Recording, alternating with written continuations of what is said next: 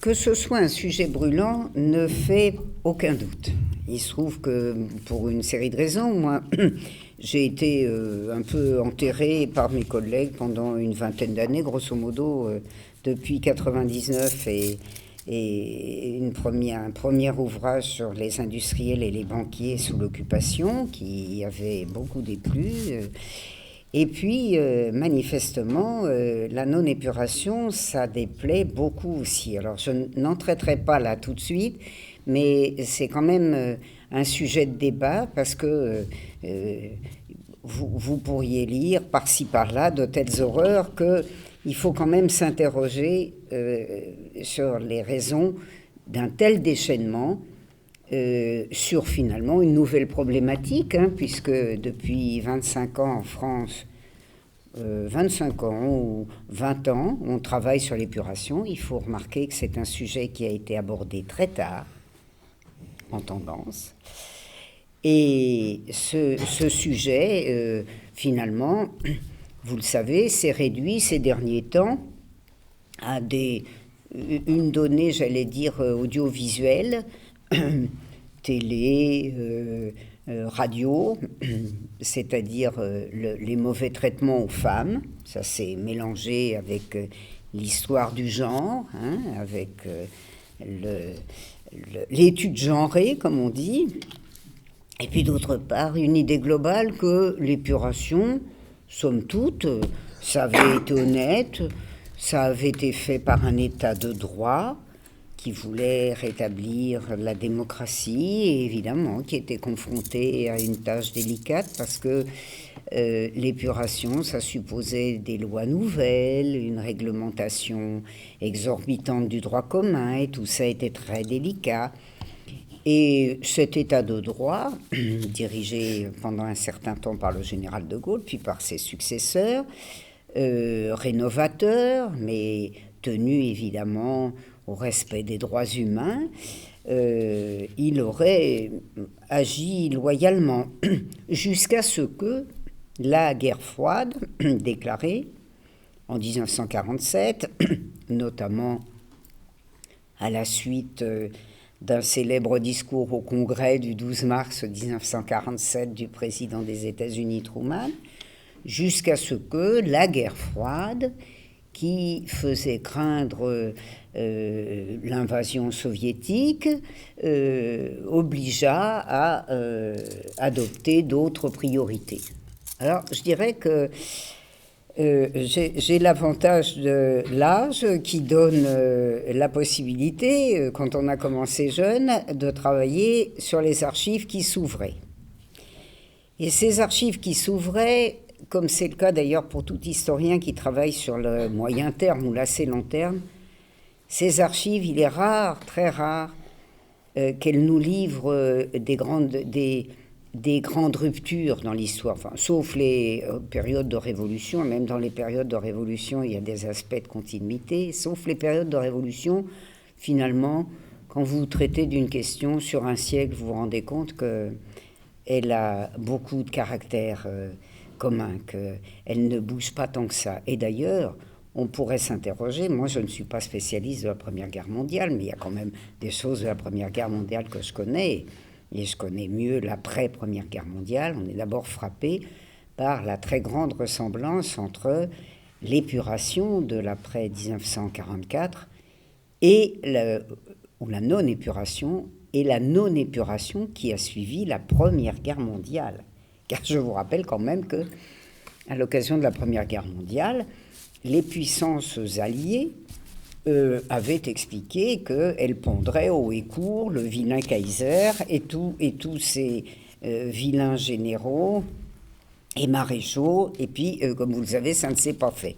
Vous voyez, on est déjà dans la continuité. Alors, pour revenir à l'audiovisuel, donc cette question, après n'avoir intéressé pas grand monde, grosso modo, je crois avoir été, enfin non, je ne crois pas, je suis sûre d'avoir été la première à m'être intéressée à ce qu'on appelle l'épuration économique. J'avais fait un article qui est paru en 1986 dans la revue d'histoire de la Deuxième Guerre mondiale, 2 articles qui s'appelaient la collaboration des banques et la collaboration et la non-épuration des banques. Vous voyez, 86, c'est vieux quand même.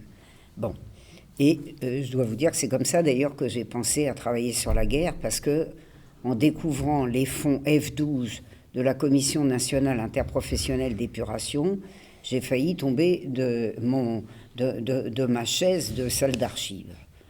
C'est-à-dire que j'ai découvert ce que c'était que la collaboration, les pratiques de collaboration.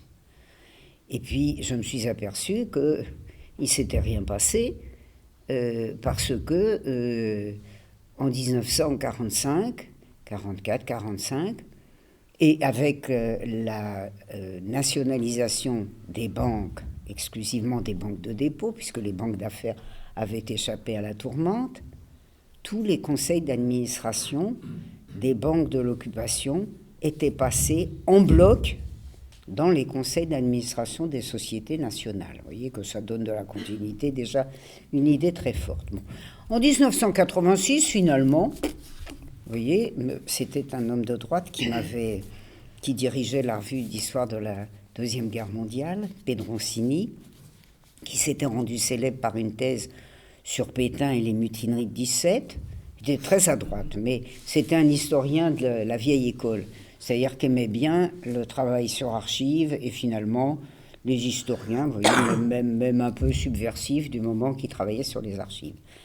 Et ça avait valu à la revue beaucoup de félicitations. Et puis, l'atmosphère a changé.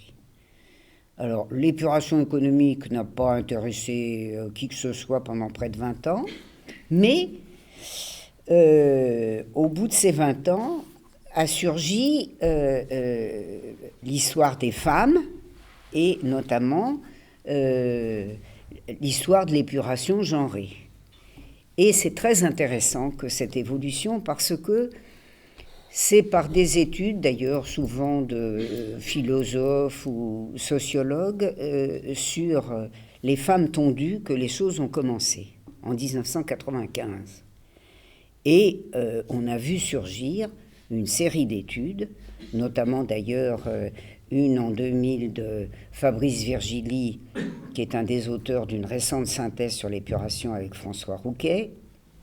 On a vu surgir une histoire sur les femmes tondues qui venait de la gauche, de ce qu'on appelle même l'extrême gauche au départ, et qui considérait que l'épuration des femmes avait surtout été une humiliation, une prise du corps, et que c'était un geste honteux, c'était abominable. Et vous le savez d'ailleurs, il faut noter que la télévision a fait le déploiement une vingtaine d'années après. C'est au fond l'idée télévisuelle que nous avons aujourd'hui. Vous avez une présentation qui donne à penser d'ailleurs qu'il ne s'est jamais rien passé de si affreux pour la France entre 1940 et 1944 que l'été 1944, où des femmes ont été tondues. Je ne sais pas si vous avez vu le reportage « La femme tondue » de Chartres, avec la femme qui porte son bébé, qui est tondue, la femme qui est tondue, vous voyez, cette violence aveugle. Ça nous a donc donné ce qui est, je dirais, l'image de l'épuration aujourd'hui pour la masse des Français. Ça, c'est le premier point. Et puis, il y a eu une étude plus générale qui allait dans le sens de ce que j'ai dit tout à l'heure. J'étais honnête, bien, mais voilà, la guerre froide, vous voyez, a découragé toutes les bonnes volontés. Bon. Alors, écoutez, moi, c'est pas compliqué. Comme les archives, je les ai entassées, et puis que là, j'en ai entassé des nouvelles quand même, parce que j'ai passé près de 4 ans dans les fonds de justice. Eh bien, je dois vous dire que au bout de 45 ans de recherche, j'ai quand même été surprise, parce que je pensais que les criminels de sang avaient eu quand même plus d'ennuis qu'ils n'en ont eu. Donc, vous voyez, vous pouvez passer 50 ans dans les archives, finalement, vous finissez toujours par être étonné. Et alors, je me suis dit, comment est-ce que je vais faire? Parce que je suis habitué, mais je me trouvais en désaccord après, avec à peu près tout le monde. C'est-à-dire que le témoignage, les ministres qui viennent dans les colloques, les grands témoins, les pères de l'Europe, tout ça, ça cadre mal avec les archives. Alors, j'ai commencé cet ouvrage en me disant, je ne peux pas adopter la problématique de mes collègues parce que l'épuration, c'est pas ce qu'ils disent. Et en particulier, tous les ouvrages sur cette épuration sanglante, affreuse, les régions d'épouvante. Alors ça, dans mon livre, vous verrez tous les détails. Et puis, évidemment, je vous incite à lire les ouvrages qui vous empêcheront de dormir la nuit. Je me suis dit, je peux pas parler, je ne peux pas dire que c'est de l'épuration. Mes collègues ont confondu, et c'est le premier point que j'aborderai, l'épuration et les combats de la résistance. C'est-à-dire que la France est soumise à partir de 1943, à partir du moment où la résistance devient vraiment active, avec un aspect militaire plus grand, et une résistance essentiellement ouvrière. L'occupant allemand est mal en France, et comme il est de plus en plus mal en France, il fait ce qu'il a fait depuis depuis 1939 en Pologne et depuis le printemps ou l'été 1941 en Grèce, dans les Balkans, en Russie. Il mène une guerre d'extermination. Et il mène une guerre d'extermination, les forces allemandes étant faibles en France, très faibles. Il faut que vous ayez en tête que la police, le ZIPO, la police dite de sécurité, elle ne représente pas plus de 3000 personnes. 3000.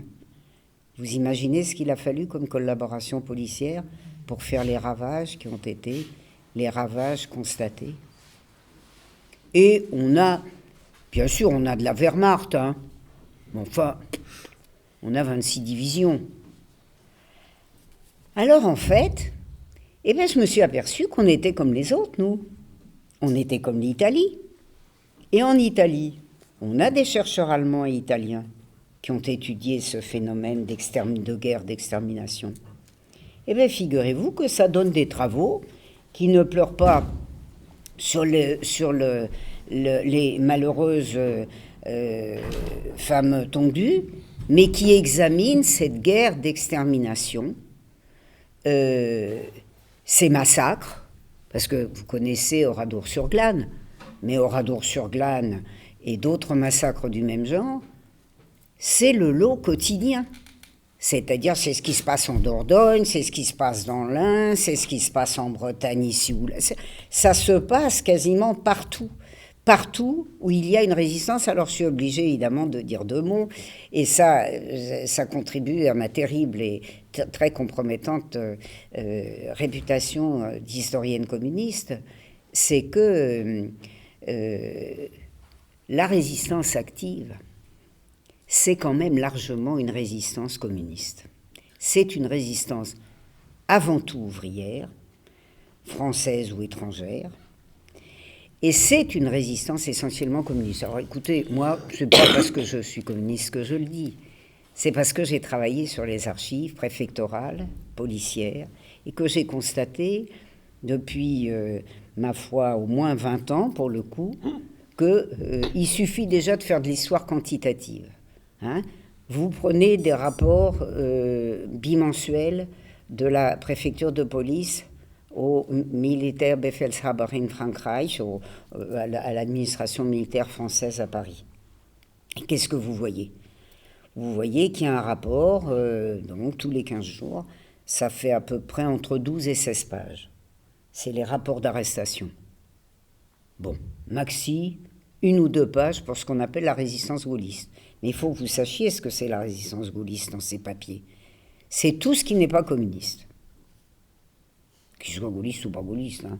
Bon, ils sont tous gaullistes, mais ou un certain nombre.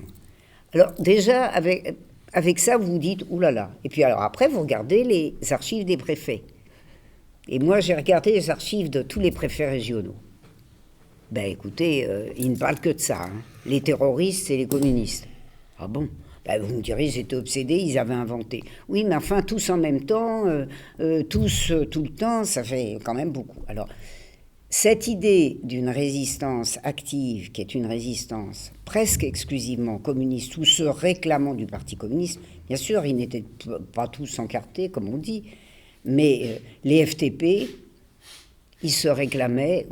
Il y a un texte d'ailleurs absolument admirable de fin 1943 d'un haut fonctionnaire de la SNCF qui explique ça, qui dit « Il n'y a que les communistes qui aient prôné une résistance active. » Donc un cheminot qui veut notifier son mécontentement et son opposition à l'occupant, il n'a qu'une solution, c'est d'aller chez les FTP.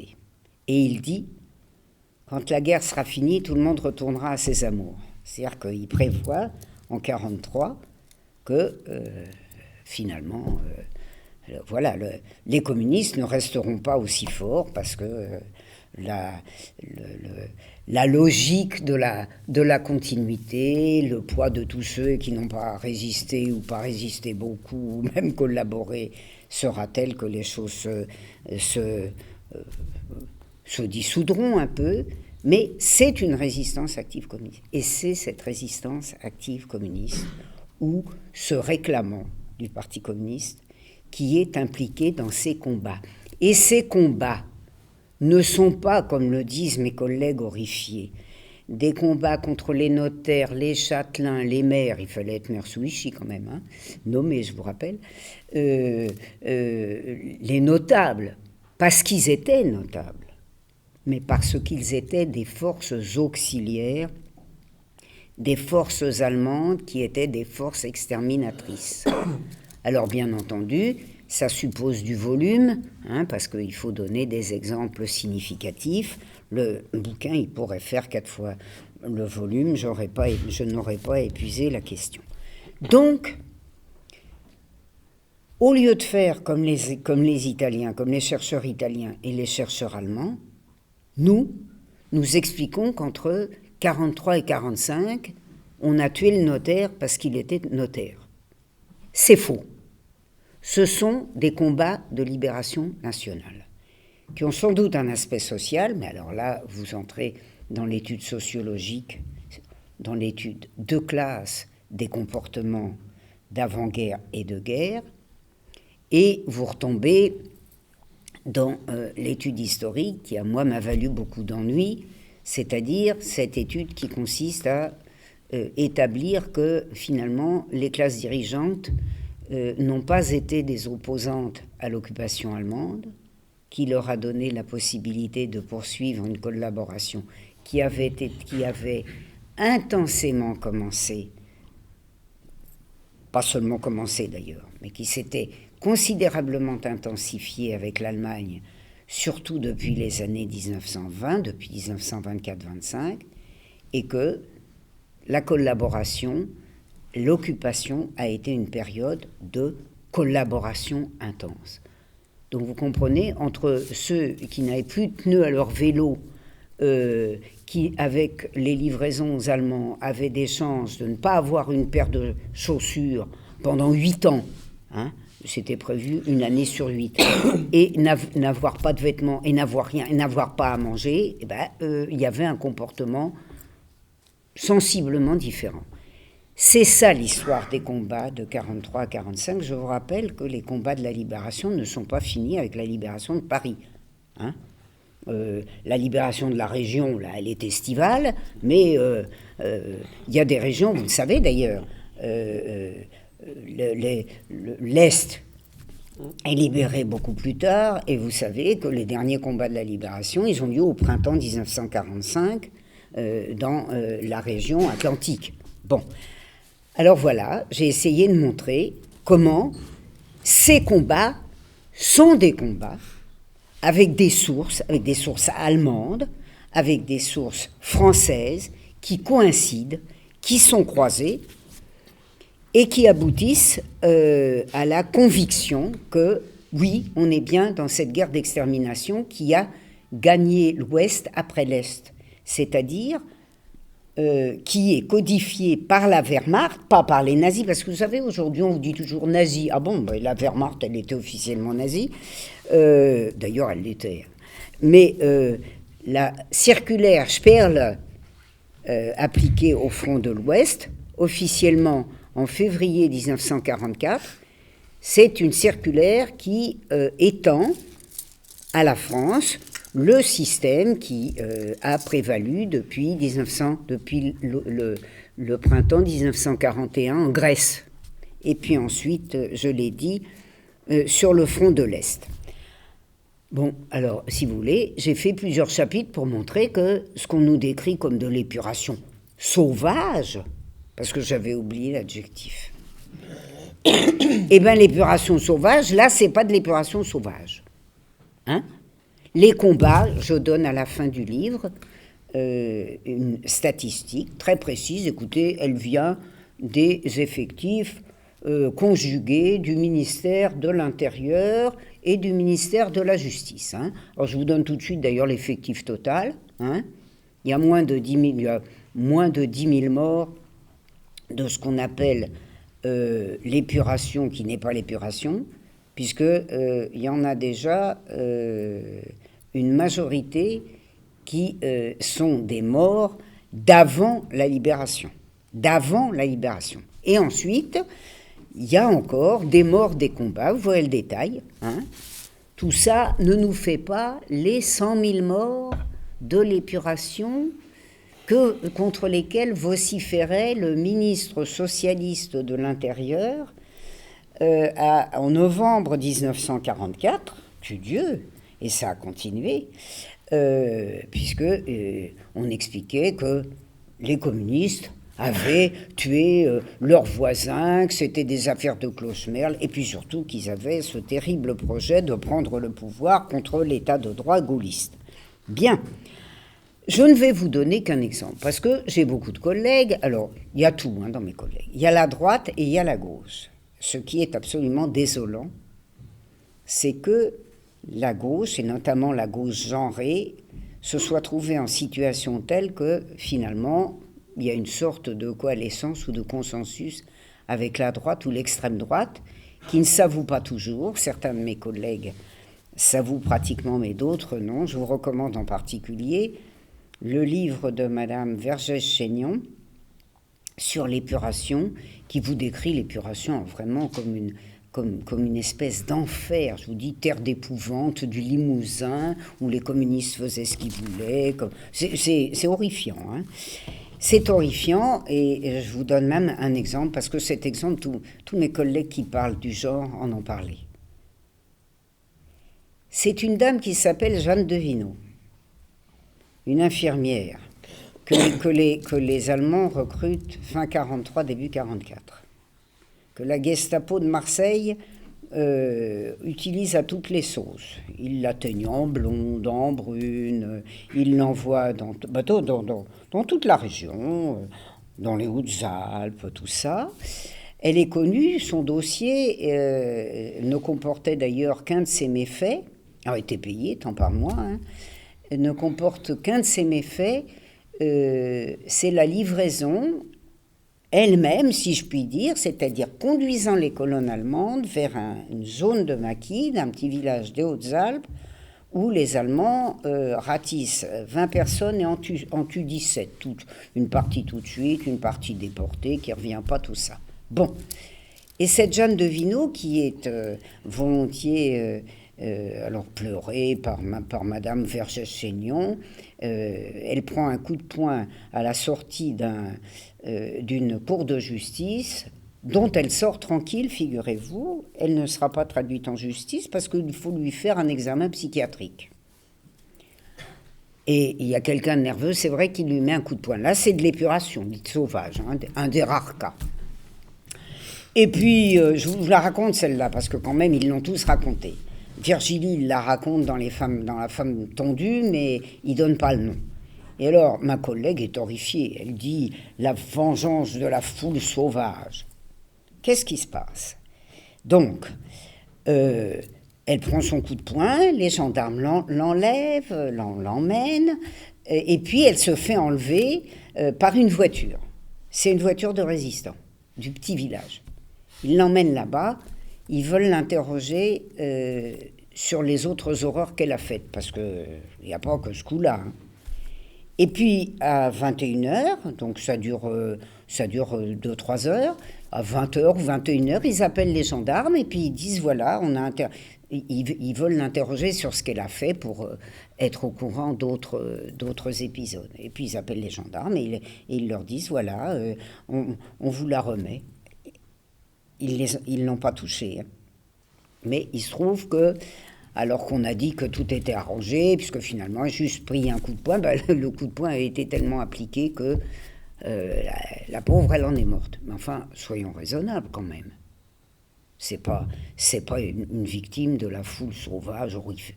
C'est pas ça. Et je dois vous dire que tous les dossiers que j'ai vus, j'en ai vu beaucoup, ne m'ont jamais permis de voir une femme simplement arrêtée parce qu'elle avait couché avec les Allemands. D'abord, personne ne s'en est pris aux prostituées. C'était leur gagne-pain, avec Français, avec Allemands. Il ne s'est rien passé. Non. Il faut savoir que ces dames, en général, n'étaient pas utilisées par les Allemands simplement pour des besogneuses intimes, mais parce qu'elles dénonçaient. Parce qu'elles dénonçaient leurs frères, leurs cousins, leurs maris, les maquis, etc. Donc, soyons raisonnables, revenons à des choses, bien sûr, c'est très vilain que des gens, il faut le dire d'ailleurs, les résistants, et notamment les résistants communistes, les dirigeants communistes, n'étaient pas partisans de la tonte des femmes. Mais il faut le savoir aussi. La tonte des femmes avait été annoncée au moins depuis 1943 à un certain nombre de femmes qui se conduisaient tellement mal qu'on leur mettait sur des petits papiers, etc. Même Virgilie le reconnaît dans son ouvrage. On leur annonçait que la libération, quand même, elle passerait un mauvais quart d'heure. Alors je reviens à mon affaire, c'est-à-dire non seulement la résistance dépréciée, mais dévalorisée en tant qu'instrument militaire. Ce qui était aussi un élément important, puisque moi j'avais découvert que cette fameuse épuration sauvage, c'était pas de l'épuration sauvage, c'était des combats militaires. Et puis je peux vous dire que j'ai mis la sauce française et allemande qui établit les choses tout à fait clairement.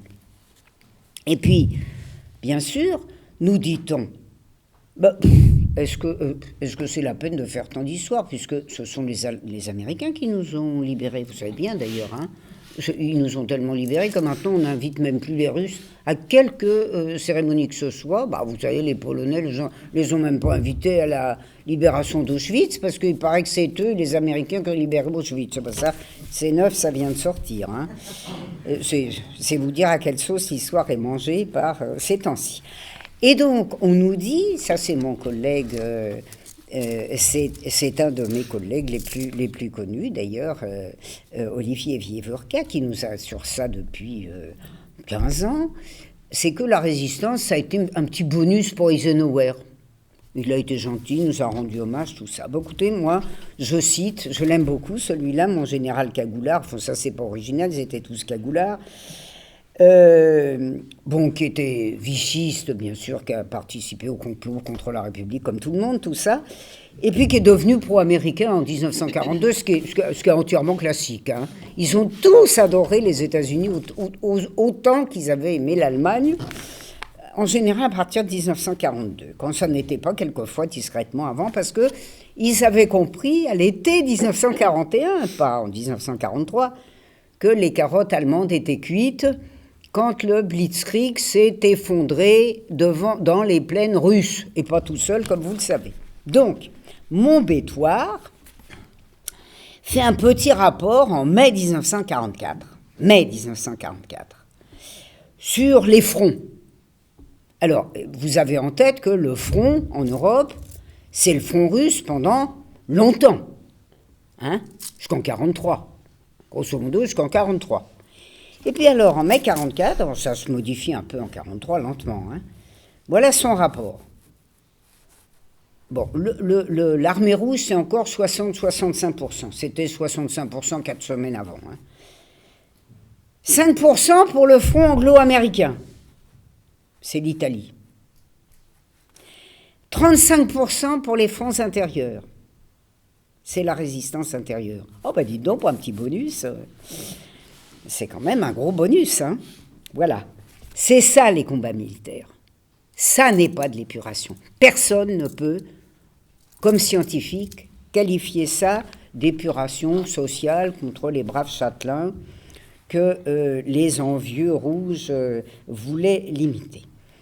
Et vous le savez d'ailleurs, ça a duré parce que l'action alliée, l'action militaire alliée était un peu faiblarde, de telle sorte d'ailleurs que les classes dirigeantes, comme le disaient très bien les policiers depuis 1943, et comme le dit à loisir le très réactionnaire avocat Garçon dans son très intéressant journal de guerre, tout le monde était fort contrarié parce que les Américains et les Anglais avançaient tellement peu qu'à partir de 1943, on se demandait quand même si les Soviétiques n'iraient pas plus loin qu'on ne souhaitait. D'ailleurs, on souhaitait surtout qu'ils n'allassent nulle part et qu'ils fussent vaincus.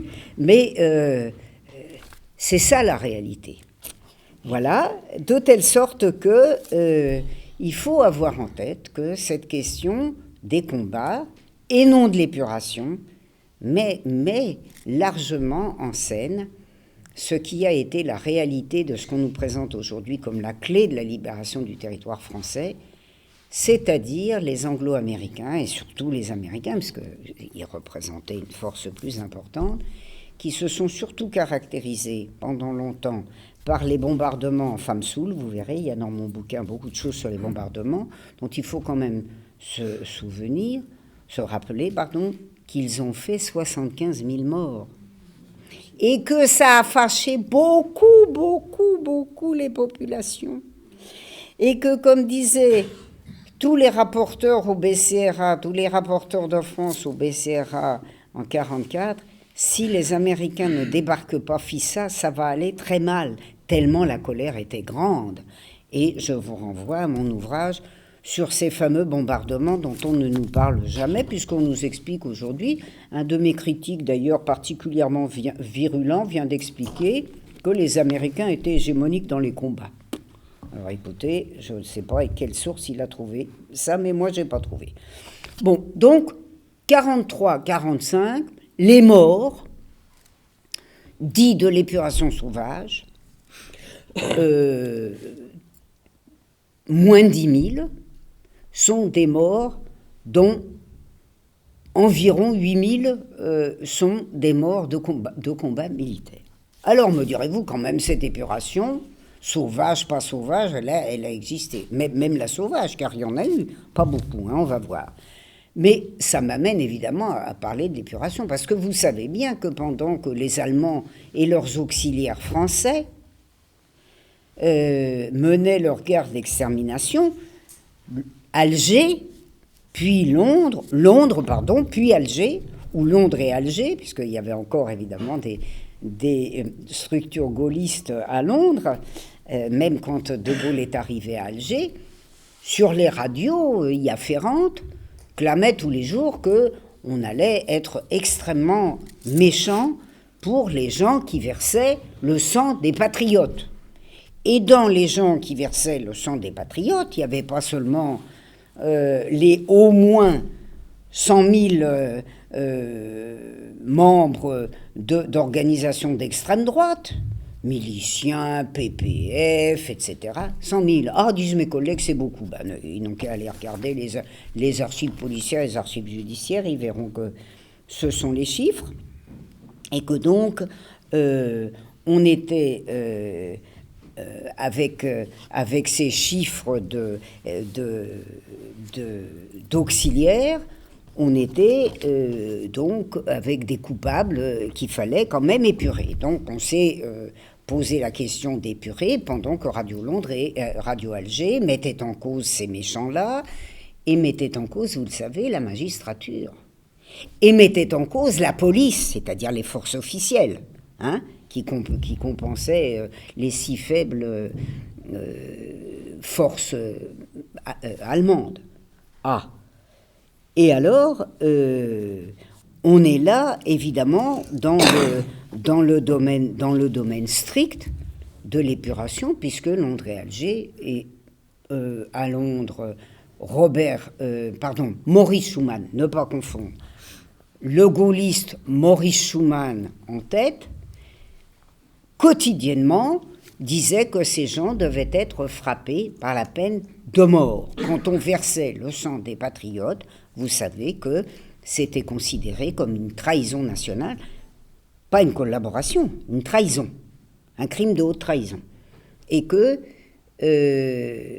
passible des articles 75 et suivants du Code pénal, ce crime de trahison était puni de la peine de mort. Alors, me direz-vous, eh bien, ils ont préparé à Londres et Alger, ces gens qui voulaient faire un État nouveau, ils ont préparé l'épuration.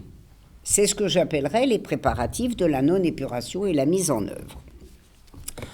Mais avant de parler de De Gaulle, il faut que je vous parle d'autre chose qui nous amène d'ailleurs à généraliser le tableau, ça a été fait tout à l'heure, à généraliser le tableau de la non-épuration en zone occidentale, c'est-à-dire en zone américaine d'occupation. Ah, disent mes collègues, Américains et Soviétiques ont pareillement sauvé les nazis.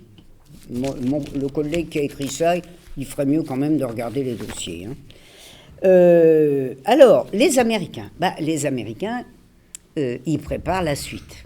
Hein, vous le savez, ils sont entrés tard dans le conflit, officiellement en fin 41. De fait, vous venez de voir statistiquement en termes militaires ce que ça fait, hein, c'est-à-dire tard, vraiment tard.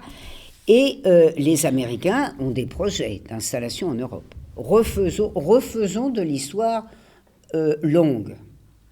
Leur projet, ce n'est pas un projet de 40, c'est un projet d'avant 14.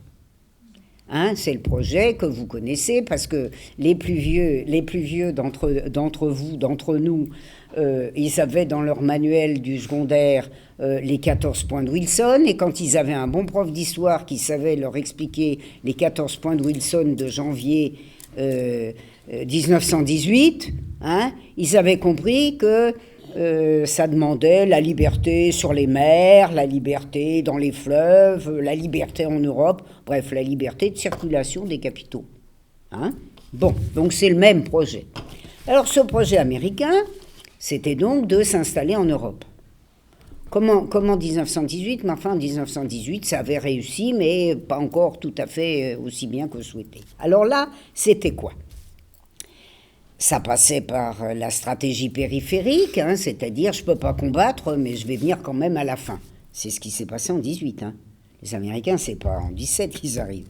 C'est grosso modo à l'été 18. Bien. C'est-à-dire que ça fait belle lurette que sur le plan militaire, l'affaire est pliée. Hein. Quoi qu'on nous raconte, mais je vous assure, j'ai toujours l'air d'exagérer, mais les archives exagèrent nettement plus que moi. Alors, en Afrique du Nord, comment ça va se faire ce coup-là? Hein, ce que les Américains appellent les stepping stones, c'est-à-dire les petites pierres sur lesquelles on saute pour arriver à l'objectif. Quand on ne combat pas, il faut quand même trouver la compensation. Alors là, comment ça va se faire? Ça ne peut pas se faire directement, évidemment, en 1942, ça ne peut pas se faire en France, puisque la France est entièrement occupée, et que les Américains n'ont pas l'intention tout de même de s'expliquer sur le plan militaire avec les Allemands. Ils ne l'ont pas fait souvent, pas beaucoup.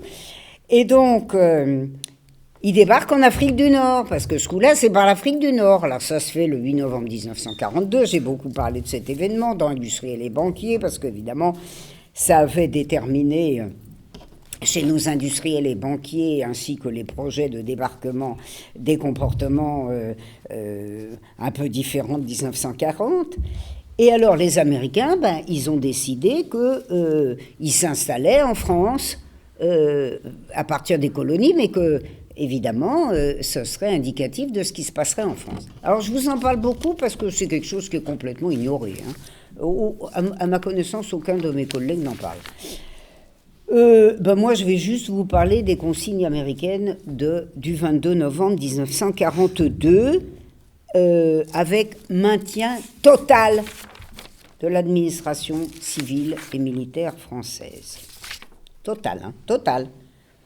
Je vous le dis, aucun changement dans les administrations civiles françaises n'était envisagé par les États-Unis.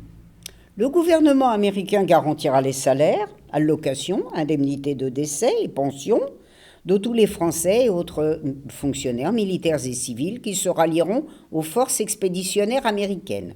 Donc vous voyez, hein, c'était pas la peine d'être résistant de la veille, hein. Le jour même ça allait.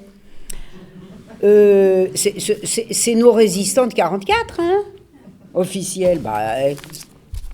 Voilà, c'est 22 septembre 42, hein, qu'on signe directive Roosevelt à Murphy, à son cher Robert Murphy, qui allait s'occuper ensuite de l'Allemagne, mais qui s'était beaucoup occupé de la France avant 1945. Alors, donc, l'expédition prévue, ça c'était le débarquement, hein, dont nos amis seront avisés dans un délai d'au moins 24 heures. Ça c'est pour ceux qui pensent que Giraud était un chef militaire. Les Américains l'ont avisé de la date de débarquement 2 jours avant. Oui, je vous jure, les archives sont formelles. Voilà, eh bien, vous voyez ce qui devait être fait. Alors vous me direz, mais quand même, ils avaient parlé des Juifs, parce que vous savez quand même qu'il n'y avait pas d'Allemands en Algérie ou au Maroc, mais quand même les Juifs, ils avaient été persécutés, hein, puis bien, pareil qu'en France. Hein. Bon. Alors voyez, hein, faites tout effort. Alors les mesures antisémites qui ont été imposées par la soumission de Vichy à la pression allemande, sous la pression allemande, devraient être levées, mais il n'y a pas d'Allemands. Donc, vous voyez, il n'y a pas le feu non plus, hein, pour les libérer de prison. Oh, bah non. Alors ça, c'est le point 3 du complément de la directive. Et puis, alors, remarquez aussi, c'est charmant, parce que c'était évident de ce que j'ai dit, mais là, c'est encore mieux. On maintient tout, c'est écrit, hein, tous les fonctionnaires du régime de Vichy, si on n'avait pas compris avec la précédente citation, sauf objection fondée. Ah oui, mais sans précision. Hein. Alors, faites tout effort pour que tout élément dont le seul crime est d'avoir aidé la cause des Nations Unies, c'est-à-dire les États-Unis, hein, parce que je ne suis pas là pour vous faire un historique des Nations Unies, mais les Nations Unies, c'est les États-Unis, ou d'avoir violé la loi visant à imposer des restrictions à l'aide des États-Unis, ne reste pas en prison. Faites tout effort. Hein. Qui c'était ? Ceux qui étaient en prison, vous avez tout de suite compris, c'était des communistes. Hein, parce que eux, ils étaient en prison depuis 39-40. Bon, alors, ne reste pas en prison.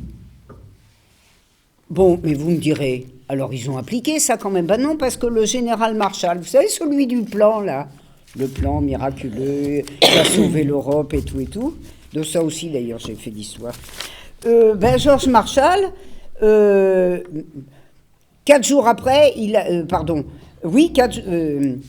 4 jours après le nouveau message que je vous ai lu, voilà ce qu'il écrit. On ne peut pas faire ces libérations massives parce que ça va perturber les opérations militaires. Bon, les Juifs et les Rouges pouvaient attendre un peu. On a fini quand même par les libérer, je ne vous le cache pas. Mais voyez, c'était pas prioritaire. Alors voilà, ça c'est le statu quo. Vous voyez, j'allais dire bête et méchant. Bon, mais vous me direz quand même l'état de droit qui allait arriver. Alors, De Gaulle arrive à Alger, comme vous le savez, le 31 mai. Après des difficultés considérables, parce que les Américains le haïssaient. Non pas parce qu'il était subversif, il haïssait les communistes, ça, bon, on ne peut pas dire il haïssait les communistes.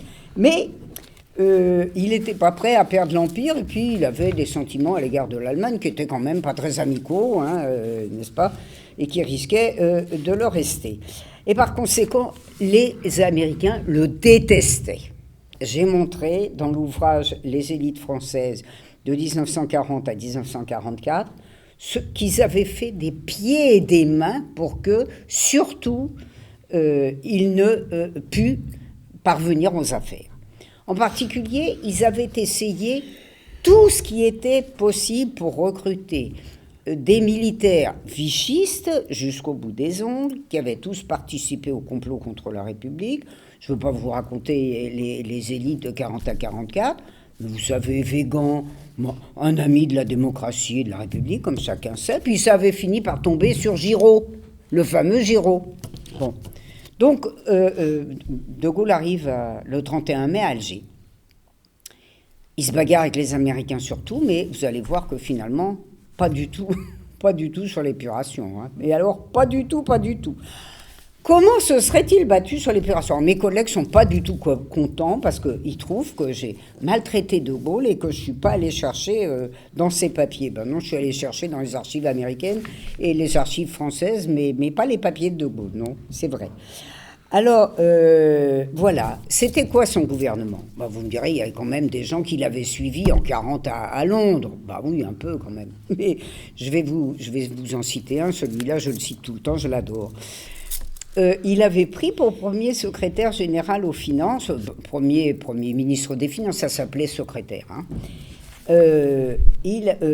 Commissaire. Secrétaire général, c'était le terme de Vichy, pardon. Couve de Murville. Oh, bah vous dites un grand gaulliste, celui-là, mon Dieu, il est très célèbre comme gaulliste.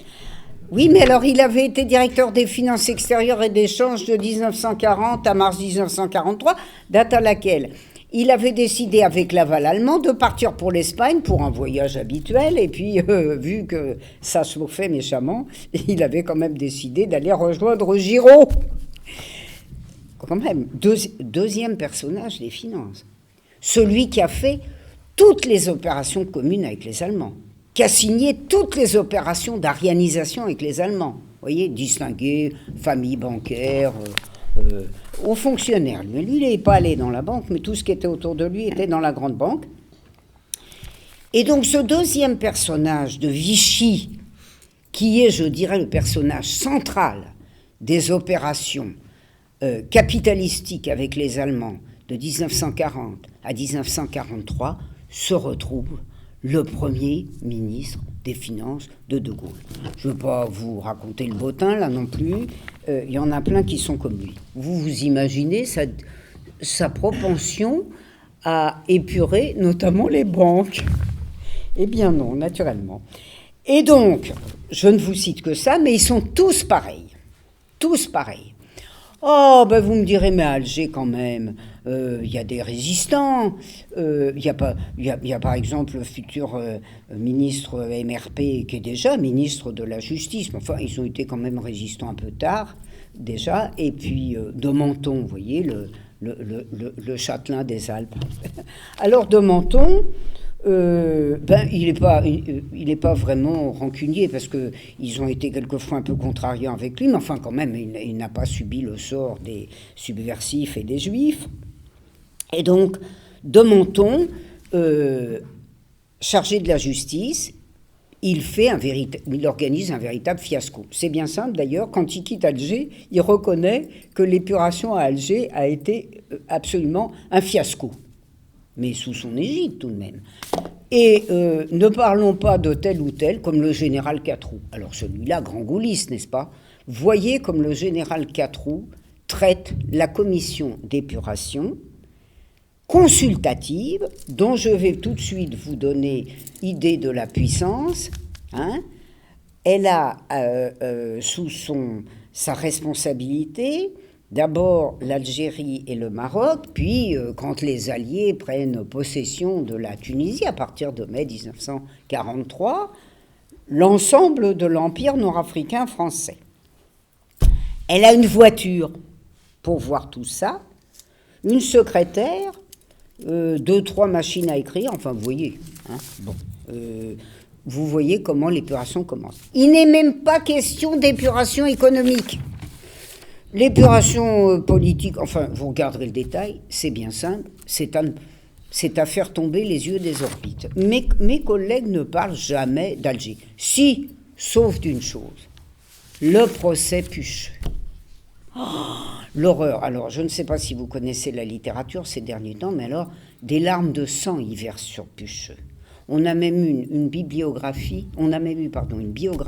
de Pucheux, d'un avocat qui se proclame historien, Antonovitz, qui est un pur chef-d'œuvre. Je dois vous dire que j'ai eu beaucoup de mal à la lire. Grosso modo, c'est un héros patriote. C'est d'ailleurs pour ça qu'il déteste les communistes. Parce que les communistes, c'est vraiment pas des patriotes. C'est juste des suppôts de Staline. Et le livre, aucune archive de la carrière de Pucheux, zéro. Des archives à partir de 43-44, c'est quand il n'est plus en France. Bon, où vous le savez, il a beaucoup agi. Et il explique que finalement, Pucheux n'a pas fait pire que les autres. C'est juste qu'il n'a pas eu de chance. Mais alors, voyez, c'est déchirant. C'est déchirant. Vous me direz quand même, De Gaulle l'a fait exécuter. C'est vrai. Mais vous savez pourquoi il l'a fait exécuter? Pas du tout pour obéir aux sinistres demandes des sinistres rouges. Parce que c'était un tel émissaire des États-Unis que De Gaulle a voulu leur adresser un petit avertissement en disant « Vous êtes bien gentils, l'Amgotte, ça va, mais Pucheux, il va y passer. » Ça a été le seul. Mars 44, inutile de vous dire que j'analyse le cas Pucheux. Seulement, j'ai aussi analysé, c'est curieux d'ailleurs, mes détracteurs, je ne vous raconte pas ce que raconte Antonovitch sur mon livre. Il paraît que j'écris comme un cochon, que je fais plein de fautes, et que même, figurez-vous, je fais des erreurs d'orthographe sur le nom de Tixier-Vignancourt. L'ignorante que je suis lui a mis un T. Oui, mais c'est drôle, il a enlevé le T à partir de la Libération. Et cet homme ne le sait pas, mais moi je le sais, parce que mon Tixier-Vignancourt, ça fait belle lurette que je le suis dans les archives.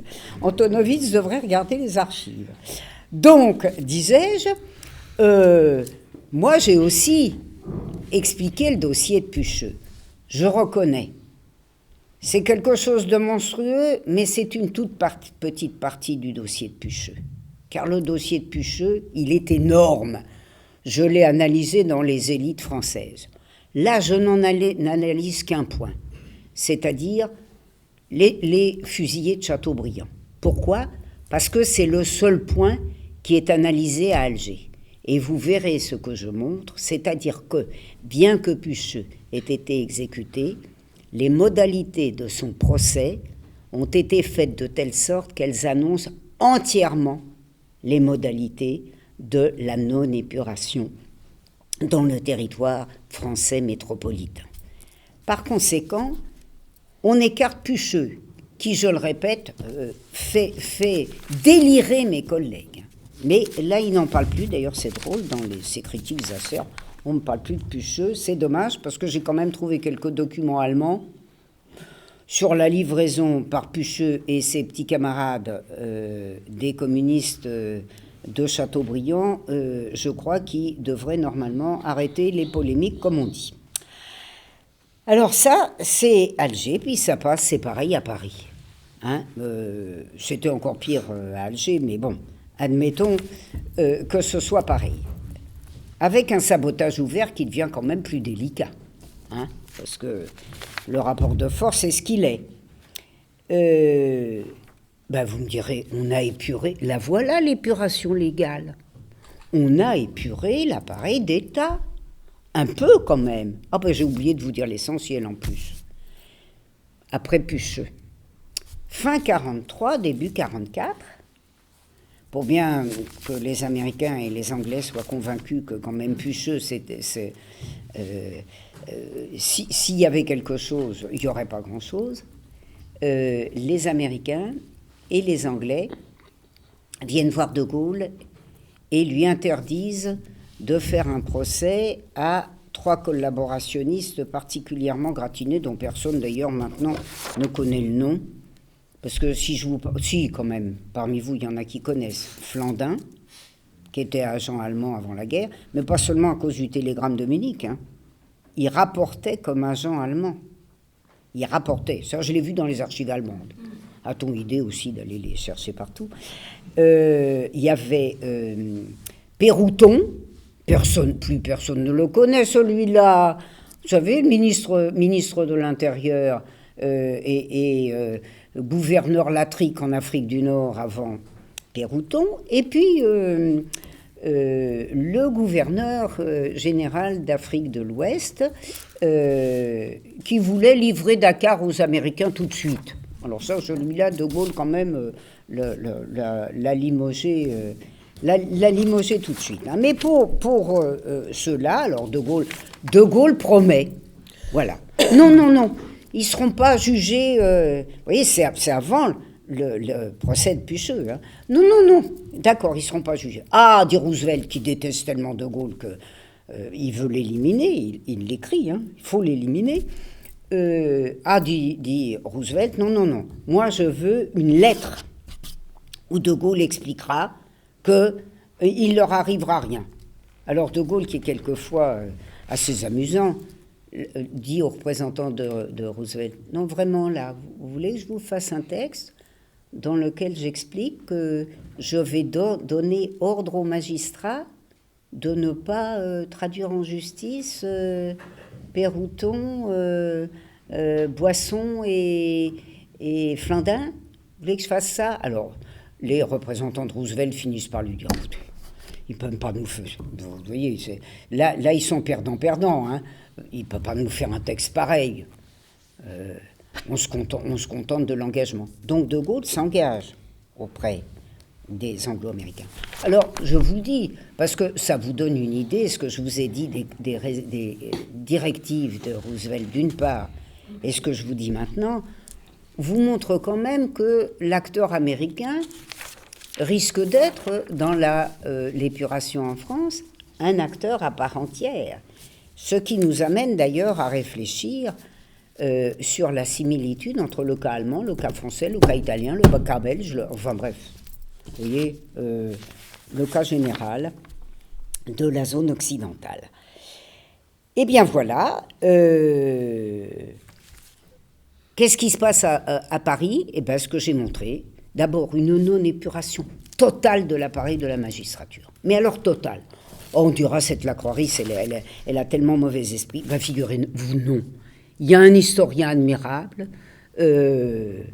Jean-Claude Farcy, que personne ne connaît parce qu'il est toujours fourré aux archives, lui, mais bon, il les a moins énervés que moi quand même. Et qui a fait des tas de choses intéressantes, notamment, je vous y renvoie, parce qu'en plus, sur votre région, ça peut tout à fait vous intéresser. Il a fait un annuaire de la magistrature. Un annuaire complet.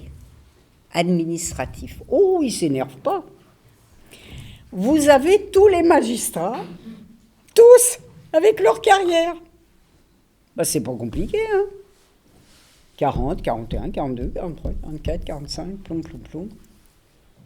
Et c'est absolu, ça, hein. Ils sont partis ou ils ne sont pas partis? On les a épurés ou on ne les a pas épurés?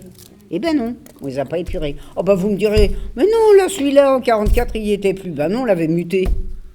Il était ailleurs. Et alors, comme ça, moi, j'ai choisi toute une série, évidemment, d'exemples. Mais alors, si vous voulez l'absolu, vous allez chez Farcy et vous regardez la carrière. Alors, la magistrature, rien.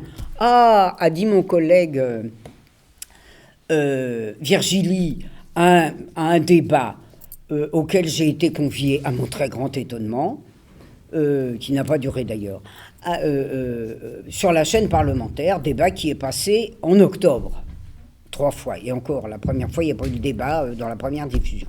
Il a eu ni replay, et il est viré des archives. On vous le verrez plus. Enfin, si d'ailleurs, si vous intéresse, je peux vous le donner, parce qu'un correspondant très sympathique a fait l'enregistrement. Alors, mon collègue Virgilie, quand j'ai dit devant les caméras que non, mais non, il n'y avait aucune épuration de la magistrature. Il ne pouvait pas dire non.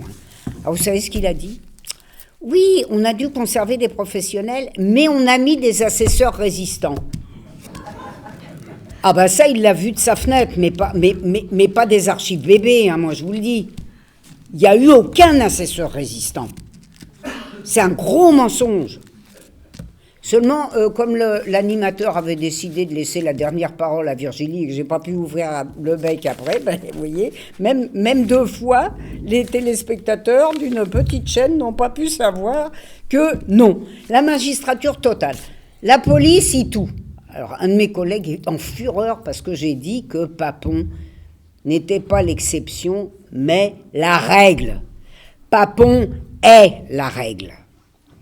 Car vous verrez dans mon ouvrage cette espèce de course à l'échalote pour sauver tous les préfets, les pires, enfin les pires.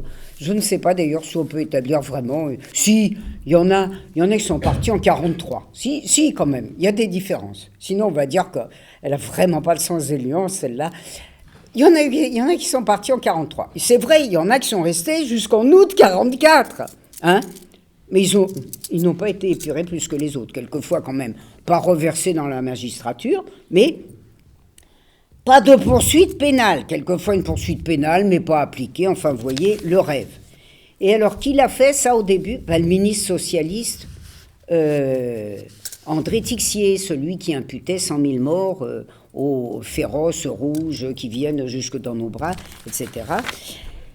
Et alors, d'ailleurs, mon collègue, enfin, je suis pas vraiment un collègue, mais l'historien officiel du Parti socialiste, Gilles Morin, là, qui m'assassine dans sa revue socialiste et qui m'assassine dans 20e siècle, en 10 pages quand même, là, je suis très flatté.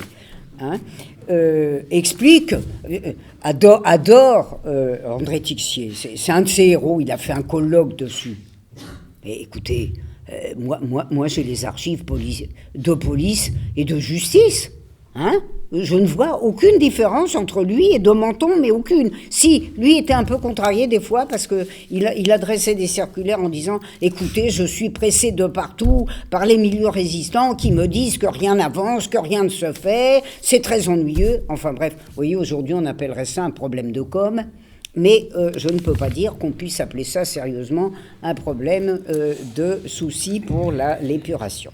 Bien, alors vous me direz, mais... c'en est caricatural, mais à un degré, c'est bien simple, c'est inimaginable. Écoutez, m'a dit un collègue, tiens, Gilles Morin, oui, il y a quand même des policiers qui ont été exécutés. Je vais vous en raconter un, c'est un des meilleurs. C'est Poinçot, celui dont on ne parle jamais. Le bon camarade de Papon à Bordeaux. Parce que de Papon, vous connaissez aujourd'hui la répression anti-juive, atroce, on est bien tous d'accord. Mais il y a quelque chose dont on ne nous a pas parlé de Papon. C'est la répression anticommuniste. Parce que lui, il était bon. Hein. Il était très bon. Il a pratiquement réussi à l'éliminer à Bordeaux. Avec son petit camarade Poinçot. Un grand favori de Bousquet avant lui, tout ça. Et alors, Poinçot finit quand même par se faire condamner à mort. Mais il serait arrivé ce qui est arrivé à des tas de condamnés à mort, vous voyez, qui ont même été réintégrés après, éventuellement, à la police. C'est que cet âne, il est allé raconter que son frère lui avait raconté qu'il y avait un complot des milieux militaires français dirigé par Delattre de Tassigny, une paille, et que, voilà, ce complot visait à renverser De Gaulle. L'affaire est versée à De Gaulle, hein, parce que mes collègues, vous savez ce qu'ils me disent maintenant ? Faut travailler plus sur le local. Ah bon ? Parce que, vous voyez, pour travailler sur le sommet du local, maintenant, faut aller au village bio de Corrence pour savoir ce qui s'est passé pendant la guerre. Je vous dis ça parce que c'est un village que je connais bien. Alors, non, pas du tout. Les choses se sont passées de la sorte que je vous raconte. On n'a pas besoin, évidemment, de s'en aller dans le village pour raconter des choses sur Poinçot ou quelques autres. Mais Poinçot, il a été exécuté dans les jours qui ont suivi, après rapport à De Gaulle. Parce que vous imaginez ce qu'aurait fait l'effet de la divulgation. Il avait déjà été condamné à mort, il a été exécuté 4 jours après. C'est-à-dire après la divulgation, le risque de divulgation de propos sur le sommet de l'armée que De Gaulle avait entièrement conservé, y compris ceux qu'il avait condamnés à mort, hein, parce que vous savez qu'il a été condamné à mort, hein, officiellement, De Gaulle. Eh bien, ma foi, Poinçot est mort. Mais vous comprenez bien que la mort de Poinçot, ça ne s'appelle pas l'épuration de la police, hein. C'est un cas tout à fait particulier. Donc avec cet appareil, eh bien, ma foi, nous avons eu une non-épuration spectaculaire. Quelqu'un qui connaît les régions, puisque mes collègues me demandent d'aller dans les régions, hein, Ce que j'ai fait quand même en consultant toutes les archives des préfets, parce que les préfets, ça ne va pas dans les régions, ça ne va pas dans les départements. De cette situation, il ressort qu'un certain nombre de préfets disaient au gouvernement, mais écoutez, c'est pas possible, vous voulez nous faire la révolution, là, vous voulez nous faire l'ébullition. Vous imaginez l'effet du retour de ces messieurs, en particulier d'ailleurs relâchés avec l'action éminente de Menton, devenu MRP après création du MRP, puisqu'on avait trouvé toutes les astuces pour faire échapper les puissants, et même des pas puissants, mais surtout les puissants, à la justice. Toutes les tactiques possibles et imaginables, toutes vraiment. Et notamment, le 28 novembre 1944, une circulaire ou une mesure administrative qui permettait le dessaisissement.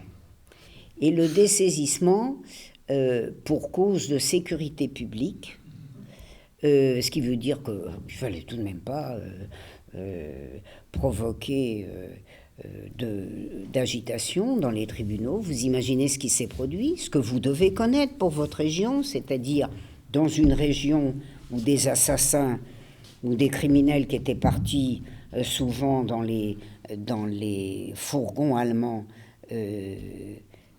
étaient jugés, le retrait, le dessaisissement, c'est-à-dire l'envoi dans une autre région où personne ne les connaissait, où les gens qui les connaissaient ne risquaient pas d'aller assister au procès, et voilà comment les choses se sont déroulées.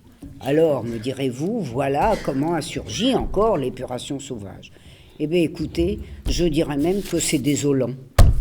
C'est presque... Ah, comme m'a dit Gratien, ah oui, parce que vous trouvez que 10 000 morts, c'est pas assez. Bon, moi je ne demande pas de mort, je constate simplement qu'en Dordogne, comme mon collègue Cointet a qualifié lui aussi de terre d'épouvante, où les rouges étaient partout. Alors la Dordogne était une grande région de résistance. Et comme dans les cours de justice du coin, là, ça risquait de mal se passer, on a décidé de les transférer à Bordeaux. Alors vous verrez, lisez mes pages sur Bordeaux, c'est une sorte de triomphe, Bordeaux, hein, parce que Bordeaux relâchait tout le monde. Et tous les transferts de Dordogne, dans la région de Bordeaux, étaient faits à Bordeaux. Alors je vous donne un exemple. Un des chefs de la milice, qui était parti dans les fourgons allemands, un gros pharmacien qui s'était beaucoup enrichi pendant la guerre, avec tous ses petits camarades, donc revient en 1945, tout ça, procès, dessaisissement. Alors, comme il a fait 1 mois de prison à son retour en France, eh bien la cour de Bordeaux le condamne à 1 mois de prison. Comme il a fait de la préventive, c'est couvert, et il rentre en Dordogne. Mais alors avec un paquet du même genre. Hein. Eh bien, en Dordogne, il ne s'est rien passé, vous n'avez même pas un mort. Il y a quelques morts, mais tout ça ne fait tout de même pas beaucoup de monde. Enfin bref, vous imaginez quel est le lien de tout ça avec la guerre froide déclarée. Et puis, bien entendu, et c'est le 3e point, et je terminerai là-dessus, le 3e point, c'est évidemment la coopération franco-américaine en matière de non-épuration aussi, ça marche quand même. Eh bien, ça a été grandiose. Les gens très bien, naturellement. Vous voyez, là, on peut faire un débat, on pourrait faire un débat d'historien qu'on ne fera pas, probablement, pour savoir s'il y a eu besoin de pression américaine sur De Gaulle pour contribuer à la non-épuration à l'époque de De Gaulle et après. Je dirais oui et non, hein. Sur ce plan, ils étaient à peu près d'accord. Ça n'a pas empêché les pressions, quand même. Vous allez voir. Et j'en donne quelques exemples qui sont spectaculaires. Hein, c'est-à-dire une violation pure et simple des lois, y compris des lois sur la presse ahurissantes. Et ça, c'est le fait, vous ne serez pas surpris, du très grand homme, du très grand père de l'Europe, Robert Schuman, qui lui-même d'ailleurs avait échappé d'emblée à la haute cour par laquelle il eût dû être jugé, car c'était un cas spécial, comme disait de Menton, comme d'ailleurs Jean Prouvost, le grand patron de presse et patron du sucre et des papiers, qui lui aussi est passé à l'as d'emblée. Alors vous voyez, c'est tout de suite. Alors cette complicité franco-américaine, elle se fait surtout dans les conditions qui sont celles de la France dans la sphère d'influence américaine, parce que nous arrivons, vous le savez aujourd'hui, à un niveau absolument spectaculaire de dépendance à l'égard des États-Unis. Je veux dire qu'on n'ose même plus donner le détail. Mais il a quand même commencé, comme nous sommes devenus zone d'influence américaine, il faut le dire. Hein. Alors, les Américains, ils sont tous sauvés, vous me direz comme nous. Les gens très bien, d'emblée. Vous verrez, il y a, j'allais dire un Jean très bien, un exemplaire de Jean très bien, qui est un second de Pucheux. Alors un criminel, dont j'ai établi le rôle d'ailleurs dans les élites, parce que Pucheux l'avait chargé notamment de la chasse aux Juifs. On l'a laissé partir avec les Américains, mais on l'aurait fait peut-être sur les Américains. Enfin, ils ont insisté sur celui-là. En 1945, tranquillement, avec un visa américain, il est resté aux États-Unis, où il a géré une des filiales de la banque Worms, dont il était déjà l'employé avant la guerre et pendant la guerre, sachant d'ailleurs que comme la banque Worms n'a pas de rôle politique, la synarchie n'existe pas, parce que c'est le cœur de la synarchie, mais je ne vais pas rentrer dans le débat sur la synarchie. Et vous me direz quand même, la France, elle a essayé de récupérer Barbie. Je vous conseille de me lire sur Barbie, parce que vous verrez comment on a essayé de récupérer Barbie, qui savait tout sur la région lyonnaise, sur la grande bourgeoisie lyonnaise, et qu'il y avait donc le plus grand intérêt à ne pas faire revenir par chez nous. Et donc il n'est pas revenu, et mes collègues, François Rouquet, qui cache à tout le monde qu'il a fini sa thèse avec moi, et raconte qu'il l'a fini avec Roland Trempé, mais non, vous regarderez, Rouquet, thèse, c'est avec moi qu'il a fait sa thèse sur l'épuration, et Virgilie explique, vous verrez, il y a un index sur Barbie. Eh bien, il n'est seulement jamais question de la manière dont les Anglais puis les Américains ont utilisé Barbie d'emblée, à partir du printemps 1945, pour faire de l'espionnage et de l'action contre le KPD, avec la même efficacité qu'il avait démontré à Lyon, vous le savez. Dans une affaire dont je voudrais vous dire un mot, il n'y a même pas besoin quand même, je vous dis que ça existe dans mon ouvrage, qui est l'affaire Hardy, dont je m'étonne d'ailleurs qu'elle ait si peu d'écho, parce que tout de même, apprendre de manière formelle et établie et claire que Frenay et Bénouville ont livré de Lestrin et Moulin à Barbie, après négociation en 1943, avec l'aide de René Hardy et le soutien, il faut bien le dire, après coup, de toute la gauche non communiste, dont, vous le savez, une des idoles contemporaines des amateurs de droits de l'homme, c'est-à-dire Albert Camus, l'homme de la gauche morale, parce que la gauche immorale, vous le savez, c'est les communistes.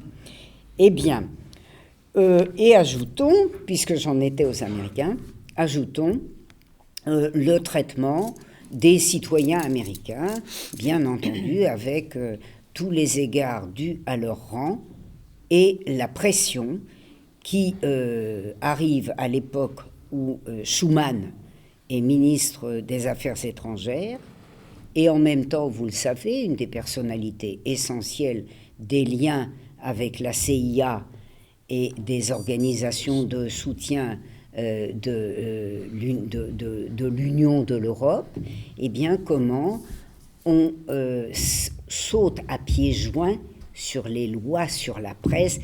Et là, avec les archives, vous avez une idée de ce qui est l'abîme entre la thèse de la séparation des pouvoirs et la réalité de ce que livrent les archives, petites notes manuscrites de la chancellerie tous les jours pour empêcher tout éventuel magistrat qui voudrait montrer trop de curiosité de faire ce vilain travail. Autrement dit, quand vous voyez tout ça, vous vous dites que le cas de la France ressemble, mais moi j'ai été un peu bon, que le cas de la France ressemble singulièrement au cas de l'Allemagne, dont mon excellent collègue Alfred Wahl a parlé dans un ouvrage qui a été versé au trou, mais alors vraiment au trou de la critique. Je vous livre quand même son livre, 2006, La seconde histoire du nazisme, qui raconte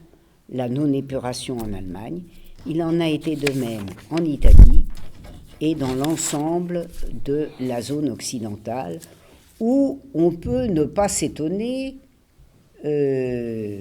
compte tenu d'autres facteurs d'ailleurs, c'est-à-dire de la situation économique dans laquelle se trouvent les impérialismes alliés et rivaux, où on peut ne pas s'étonner de voir le fascisme, le nazisme revenir pointer leur museau, exactement comme l'avaient prévu les résistants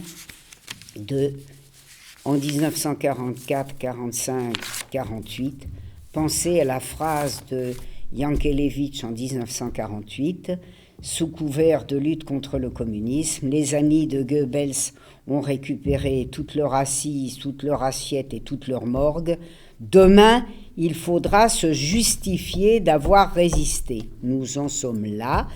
Et on m'a interrogé tout à l'heure sur la résolution européenne du 19 septembre 2019. Vous constaterez que Yankelevitch, qui n'était pas communiste, ma foi, avait livré une prévision somme toute simplement honnête et intelligente. Merci. Voilà, à vous. Vous pouvez poser les questions. Excusez-moi, hein, je me ferai. Vous avez besoin des micro-baladeurs. Je me ferai beaucoup gronder par mon mari parce que j'ai encore dépassé d'une demi-heure. Sinon, l'acoustique de la salle permet peut-être qu'on parle. Qu'on parle sans micro, une heure et demie. À vous, allez-y. Alors, première question. Première question, ou première réaction, ou première. Oui. Vous avez fait allusion à un film qui est passé à la télévision, Bâton à vue de chat. Oui. De votre conférence.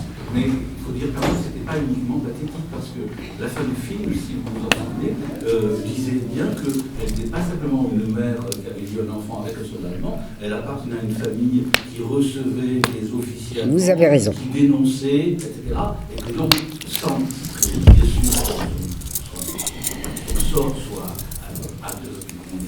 approuvé par les commentateurs, on signalait quand même qu'elle avait vraiment fait beaucoup de choses pour exciter la population. Alors, vous avez raison, et d'ailleurs, ça n'était pas seulement à la fin, ça apparaissait souvent dans le film. Mais notez, vous savez, c'est tout le pouvoir, je dirais, c'est tout le pouvoir de l'image et du commentaire.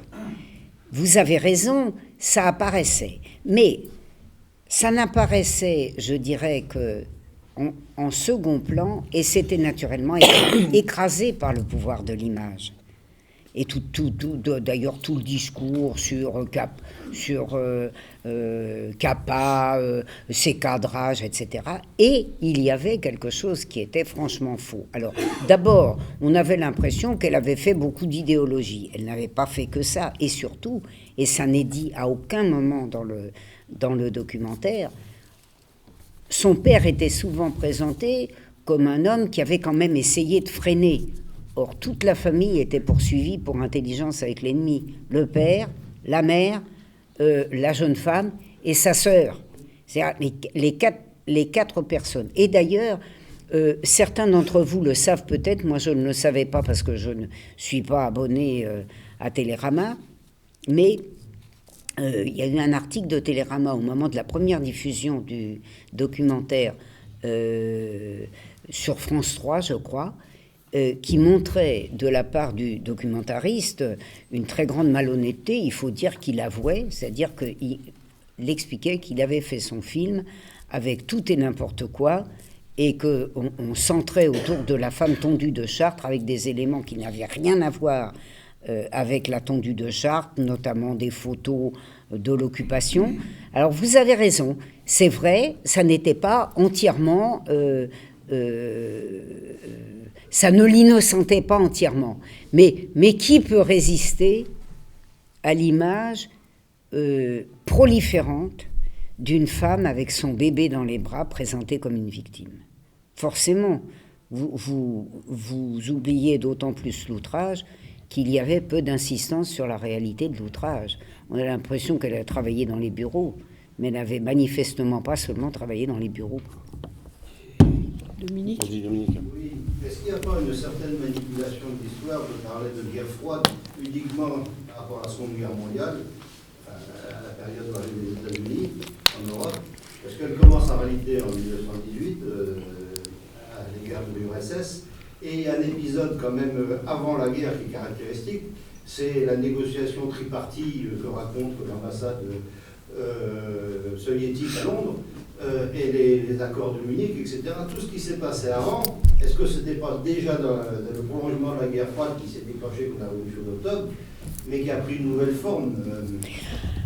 Alors vous avez entièrement raison. Je dirais même que le terme a été utilisé par ce qu'on appelle l'historiographie révisionniste américaine, c'est-à-dire non pas l'historiographie négationniste.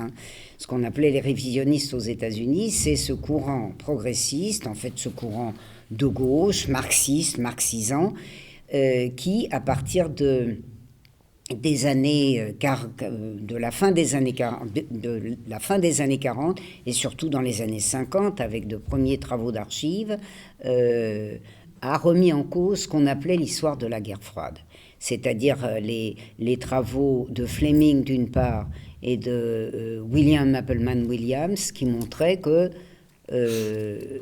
la guerre froide c'était du flanc, c'est-à-dire que tout s'expliquait par la puissance de l'impérialisme américain, ses ambitions sur l'Europe, sa volonté de ne partager avec personne, d'où d'ailleurs le rejet catégorique des zones d'influence, parce que c'est ce que montrent les archives, et c'est ce que montrent les travaux américains. C'est un des gros reproches que j'ai adressés à mes collègues, ça les fâche, mais ils sont incapables de répondre sur ce point, c'est que je les accuse d'une grave censure. Il y a dans les travaux anglo-saxons de quoi, je dirais, nous mettre tous d'accord. C'est-à-dire, en particulier d'ailleurs sur la non-épuration, c'est accablant, si vous voulez. On a maintenant des travaux américains, mais ça, on en a... Les premiers travaux, en fait, je dirais que ce sont les mémoires de 1950 d'un responsable de la section dite de décartélisation, qui mange le morceau et qui raconte ce qui s'est passé dans la non-épuration des élites financières américaines. Ces historiens, comme William Appleman Williams, montrent que le problème de l'après-guerre, c'est le même problème que celui du premier après-guerre, c'est celui des ambitions dévorantes d'un impérialisme énorme. Si vous voulez, qui a les mêmes ambitions dévorantes que l'impérialisme dominant britannique, et qui, c'est l'expression d'Appleman Williams, déclenche la guerre froide en 1917, parce que l'Union soviétique ne les gêne pas du tout, parce que le méchant Staline a mangé les petits-enfants, affamé l'Ukraine, etc. Pas du tout. En fait, le véritable enjeu de 1917, c'est celui des ressources russes. Ce que montre très bien Williams, qui dit que la guerre froide est déclenchée en 1917 et que s'ils sont si déchaînés, rappelons-nous-le, je disais tout à l'heure l'avantage qu'on a à dresser un historique sérieux et de long terme. Quel est le problème qu'a créé l'URSS? C'est que qui contrôlait la Russie depuis les années 90? Toutes les activités contemporaines de la Russie. Exclusivement le capital étranger. Le français, l'allemand, le belge, l'anglais, l'américain. Évidemment, ça les a contrariés fort. Et alors, si vous voulez, comme nous sommes, j'évoquais tout à l'heure avec les jeunes de l'AJC, cette conjoncture générale, cette droitisation de l'historiographie. vous le savez bien, depuis 30 ans, l'histoire économique et sociale, elle a disparu de partout. Elle a disparu des manuels de nos enfants, on n'étudie même plus. Dans les programmes, vous le savez, il n'y a plus la crise des années 30. C'est-à-dire évacuation de l'histoire économique et sociale. Or, la clé de l'histoire, c'est l'économie et c'est les rapports sociaux. Par conséquent, vous évincez ça, qu'est-ce qui vous reste? L'histoire idéologique, les soviets qui inquiètent tout le monde, qui sont méchants, qui vont débarquer tout de suite. Je vous signale quand même qu'ils n'ont jamais débarqué nulle part et qu'ils n'ont jamais agressé un pays. Oui, la guerre froide, elle commence en 1917 et sa clé est une clé économique. La preuve d'ailleurs, c'est quand l'URSS a cessé d'être l'URSS, les ambitions sur la zone anciennement soviétique ou l'ancien empire russe sont restées égales. J'ai cité dans un ouvrage qui s'appelle « Aux origines du carcan européen » un texte extraordinaire d'un homme de droite polonais. Il y avait une fraction de l'extrême droite polonaise, petite, qui restait très anti-allemande et dont ça limitait la russophobie. C'est un texte de Dmowski, extraordinaire, lisez-le, sur l'Ukraine. Et vous voyez ce qu'il explique, c'est que dans l'entre-deux-guerres, tous les impérialismes se disputent l'Ukraine et que si on s'amuse à vouloir enlever l'Ukraine à la Russie, c'est en quelque sorte vouloir lui enlever les dents, la transformer en consommatrice au lieu d'être productrice. Étant donné d'ailleurs qu'on lui a quand même enlevé à cette Russie une série de ses zones productrices, y compris hors Europe. En effet, on est un peu dans ce cas de figure. Donc, l'histoire française a besoin de se libérer. Ça fâche beaucoup les historiens bien courts que je le raconte, mais c'est une donnée majeure et c'est clair, tant qu'on ne parviendra pas à rétablir l'histoire, ce qui sera probablement possible quand des transformations profondes se feront en France, on aura une vision faussée de tout et tous les Français tous les ressortissants de France auront cette vision faussée qui leur donne à penser que le monde est régi par l'idéologie et qu'il y a d'un côté l'idéologie du bien capitaliste états-unien et de l'autre côté l'idéologie du mal russe et chinois, etc. Mais c'est une très bonne remarque que vous faites. La guerre froide, elle n'a jamais commencé en 1947, bien entendu. William Appleman Williams a raison. Elle commence en 1917 et elle n'est pas idéologique. Jean-François. Oui, non, par rapport à la dévalorisation de la résistance actuelle et tout, alors j'ai vu quelque chose sur le map absolument sidérant, c'est qu'il y a eu un mémorial avec le nom des déportés juifs qui ont été déportés à Auschwitz, qui sont morts français. Et alors il y a l'enfant de parents qui a fini Auschwitz, il regarde la liste et il ne voit pas le nom de son père et tout. Alors, c'était le CRIF qui avait listé tous ces noms, et donc il s'adresse, il dit « je ne comprends pas, mon père il est parti à Auschwitz, il était gazé et il est mort là ». Et il dit « oui, mais lui, il n'est pas dans la liste parce que c'était un résistant ». Oui, mais puisque... C'est hallucinant, il y a des fois qu'il avait un traitement de faveur parce qu'il était résistant. Alors là ça... Ça va très loin, quand même. Non, mais là, ça nous amène, de toute façon, ça nous amène à une réflexion sur les circonstances dans lesquelles on fait de l'histoire. Écoutez, moi, j'ai été prof du secondaire de 72 à 84. Enfin, je suis parti comme prof en janvier 85. Il était très difficile de voir quelque chose sur la déportation, sur les Juifs dans les manuels. Bon, il y en avait un peu, puis dans les bons manuels des années 80, il n'y avait pas grand-chose. Et puis, vous le savez, et nul ne pourra me suspecter d'antisémitisme, comme je le dis à un collègue calculo me traitait de négationniste, je lui dis que c'est obscène, quand même. 4 grands-parents juifs étrangers, dont un qui a fini à Auschwitz, là, franchement, je trouve que l'obscénité est en train de dépasser toutes les bornes. Bon. Mais il y a un vrai problème. C'est que la conjoncture internationale a fait, ça a été admirablement analysé par Peter Novick dans un ouvrage qui a été traduit en français et qui s'appelle La Shoah aux États-Unis. Il montre comment les intérêts impérialistes, il n'appelle pas ça comme ça parce qu'il est plus distingué que moi, comment les intérêts américains qui sont passés par un soutien à tout va d'Israël seulement à partir de la guerre des 6 jours, a transformé une non-question en question fondamentale. Alors, vous voyez, on entre dans une situation qui est inextricable quand on ne fait pas de l'histoire sérieuse.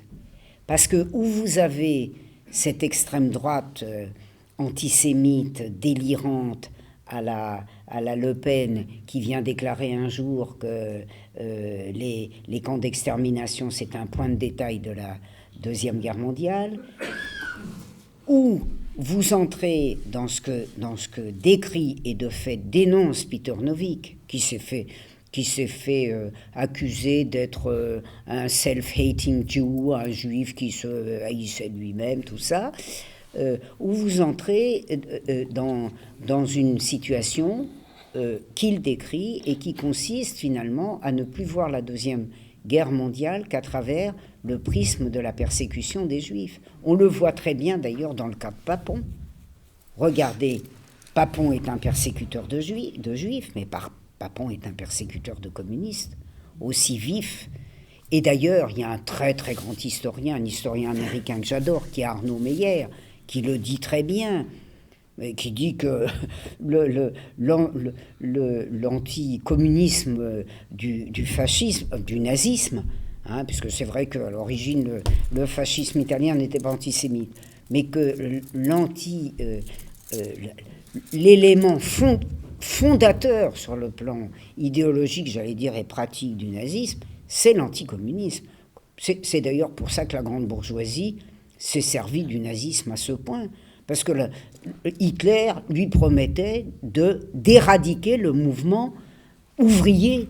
C'est ça la clé. Or, c'est une dimension qui a complètement disparu. Et vous pensez qu'il faut qu'elle disparaisse, puisqu'il nous faut démontrer que les nazis, c'est comme les communistes, et d'ailleurs, il faut bien le dire, avec l'évolution actuelle, la tendance, c'est plutôt à nous dire que les nazis, les communistes, c'est quand même nettement pire que les nazis. Les nazis, c'est presque gentil, hein, parce que vous voyez que sous cette équation, il y a quand même une énorme escroquerie. Alors oui, il y a un vrai problème, c'est-à-dire que il y a actuellement une fraction de la réaction qui se part du seul manteau de la judéité qui soutient la politique d'Israël et avec le soutien des États-Unis, je dirais, et tout l'Occident, il y a une véritable escroquerie qui consiste finalement à réduire la Deuxième Guerre mondiale à une persécution des Juifs. C'est d'autant plus grave que ça amène une série d'antisémites frénétiques, de fait, à faire semblant d'aimer les Juifs, pour pouvoir accabler d'ailleurs leurs nouveaux Juifs de l'époque. Enfin, je suis tranquille, hein. Les Juifs, ils ne les aiment pas, je vais donner un exemple. Finalement, c'est bien, ils ont leurs Juifs, ils ont l'Arabe, hein, qui tient lieu de Juifs. Et puis, ils passent pour des défenseurs inconditionnels de l'État d'Israël, des Juifs, etc. Écoutez donc, soyons sérieux. Quand mon collègue Olivier Dard, une des idoles de l'université, qui le soutient bec et ongle surtout, qui l'a même soutenu, c'est une grande fraction. C'est vrai que j'ai quelques collègues qui ont protesté quand même dans Libération, mais qui l'a soutenu bec et ongle avec cette affaire de l'affiche Maurras dans le livre des commémorations nationales. Il faut voir ce que ça veut dire. Sur 12 membres du comité des commémorations nationales, il y en a 10 qui ont démissionné, qui étaient constitués de professeurs d'histoire. Or, vous l'avez lu, l'affiche ? Et vous l'avez lu, la biographie d'Olivier Dard de Maurras ? Moi, j'ai donné un jour un exemple d'un troncage ça, c'est dans la biographie, mais pas dans l'affiche. mais alors d'un troncage d'un article de l'Action française de Maurras contre un ministre juif qui lui dit qu'on va le tuer parce qu'il est juif, etc., Dard a viré la moitié. Je l'ai envoyé d'ailleurs à une liste universitaire. Il y a un collègue qui a dit « Alors là, j'ai rarement vu un exemple de malhonnêteté telle. » Quant à la fiche de 2 pages, elle faisait un tout petit truc sur une allusion antisémite de Maurras avant-guerre, avant la Première Guerre mondiale. Elle ne disait pas un mot sur son antisémitisme de guerre. Et moi, j'ai montré ce qu'a fait Maurras sous l'occupation. Maurras, l'anti-allemand, pourvu par les Allemands à Lyon du droit de porter armes. Vous en connaissez beaucoup d'anti-allemands qui ont porté des armes à Lyon sous occupation allemande, qui appelaient tous les jours à la dénonciation, qui a fait tuer le père de Roger Stéphane. Même, je dois dire, c'est ahurissant, mais écoutez, si on était dans un pays civilisé, c'est quand même un collègue qui devrait rendre compte devant la justice. Ben non, tout va bien, ils aiment les juifs quand même. On se fait inviter à France Culture où Lerner vous dit oui, quand même, vous avez un peu oublié que Maurras était anti-juif. Et alors, vous allez me traduire devant un tribunal ? Pourquoi vous pensez que l'Action française, elle n'est pas antisémite aujourd'hui ? Regardez bien, lisez bien ce qu'ils écrivent. Voyez, donc on est dans une espèce de confusion qui est affreuse. Hein ? Et dès que quelqu'un, historien ou pas, a la vaillance de dire, bon, écoutez, mettons les choses dans l'ordre, voyons, soyons raisonnables, ben vous savez, ce qui se passe depuis 20 ans, on le traite de rouge-brun. D'ailleurs, on m'a même traité de rouge-brune. Et je dois vous dire, à mon grand désespoir, même dans certains rangs de la CGT, puisque un dirigeant CGT a cru pouvoir dire, avec des montages particulièrement malhonnêtes que j'ai tous décortiqués, et vous trouverez ça sur mon site, que j'ai tous décortiqués et tous, évidemment, vivement combattus, arguments scientifiques à l'appui, a pu décréter que je faisais partie de la clique de l'extrême droite, laquelle l'extrême droite fait semblant d'aimer les Juifs et de soutenir Israël, mais dites donc, on va où là ? Hein ? Pablo ? Non. Ouais. Je voulais peut-être pas trop tarder. Je voulais simplement 2 mots en tant que militant local. Vous parlez de quelqu'un qui est totalement ignoré ou falsifié.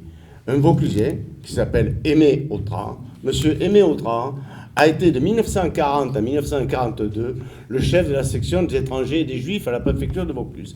À ce titre, c'est lui qui, en août 1942, a établi toutes les listes des juifs qui ont été envoyés d'abord au camp des Milles et ensuite déportés.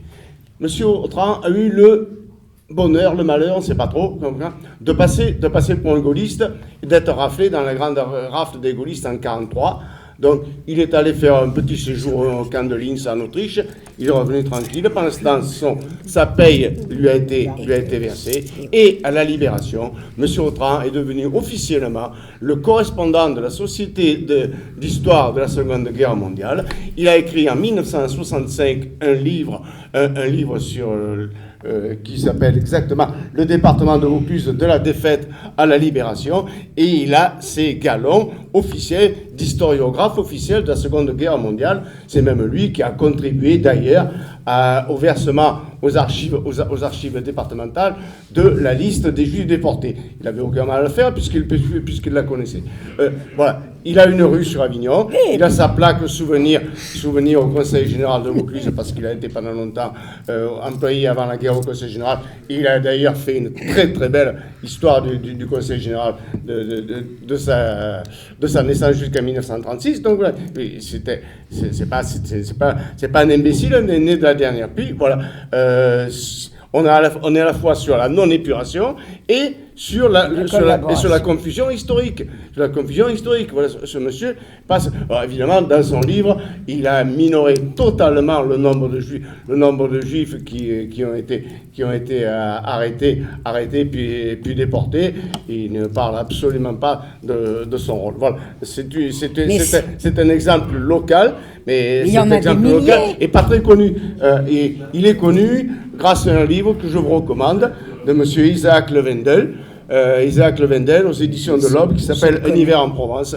Il a découvert tout à fait fortuitement dans les archives. Et dans les archives départementales, tout ça est établi. Tout ça est net. Si on fait des recherches d'historiens ou d'historiennes, c'est pareil. On peut effectivement trouver tout ce qu'on veut sur Aimé Autran. Voilà. Merci. Et il faut, Pablo. Juste un petit mot, et il faut dire que ce qui vient d'être décrit correspond à ce que j'appelle, enfin ce qui est le terme officiel en Allemagne, les déportations d'honneur à partir de 1943, qui n'ont pas manqué, comme disait un des responsables de l'enquête gaulliste, comme disait Lafont, qui n'ont pas manqué pour refaire des fiches vierges de la période de l'occupation. Voilà un exemple magnifique. Et comme il le dit à Linz, où il n'a pas été en camp, mais où il a été en hôtellerie, comme je le montre pour nombre des nôtres. À partir de 1943, a commencé par la déportation sikh. Enfin, sikh, c'est vrai que c'est une faute de français. Par la déportation, on ose appeler ça comme ça, des inspecteurs, de quelques inspecteurs des finances à l'été 1943, que j'expose donc dans l'ouvrage précédent. Voilà, je crois que nous allons arrêter là notre fermer débat, la salle et tout. parce que